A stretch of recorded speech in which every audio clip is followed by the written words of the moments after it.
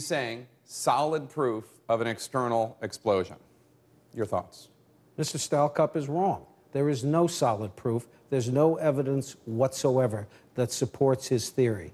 He's been chasing a variety of theories for 15 years. This is just the latest. He's wrong. How do you account for the investigators in the film, the people who worked for TWA, the pilots union, NTSB, who say that they feel that there was evidence that there was an exterior explosion? Well, I think if you question the individual investigators carefully and ask them whether they agree that there was a missile and whether they agree that it has been covered up, they'll start to get awfully weak. For instance, Hank Hughes, the former NTSB investigator, who I know well, his major complaint is the FBI treated him poorly. And that goes under the news of dog bites mailman. The FBI treats everyone they work with poorly. And we had problems like that. But there is no evidence whatsoever. These guys cherry-pick their facts. I can point to the China Lake report on potential missile explosions. They are unambiguous and clear. Didn't happen.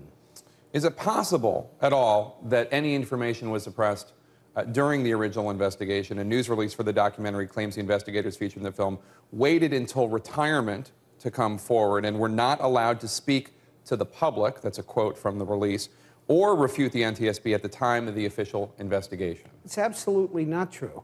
Mr. Hughes was given whistleblower protection and was called to testify before the Senate Judiciary Committee. He was under complete protection. He had no constraints, and what he had to say was, the FBI didn't treat me right. The filmmakers are submitting a petition asking for the NTSB to reopen the investigation based on what they call new evidence. Do you think that that's a legitimate request? Is there any value whatsoever, do you think, in reopening this case? Well, they're free to, any citizen is free to ask the NTSB to look at an investigation again. The investigation is never officially closed, but they have to have new evidence. And frankly, I listened to their press conference, I've seen their movie, there's no new evidence. This is simply that they don't like the interpretation or the analysis that was given to the existing evidence. That, frankly, is not enough. What do you account for all the individuals who say they saw something heading towards the airplane? That's a great question. And we wrestled with the eyewitness issue for a long time. Here's what we know for sure. We know precisely when the event began.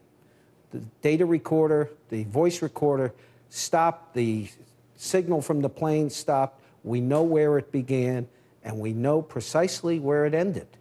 And we know that in between those 2 points was somewhere around 40, 42, 43 seconds. So we know that's what happened. If someone says, and almost all the witnesses say this, I heard a sound, I looked up, and then I saw a streak of light or a firework and an explosion. Those who say they saw that saw the last 6 seconds of the event. No witness saw the first event 40 seconds prior to that.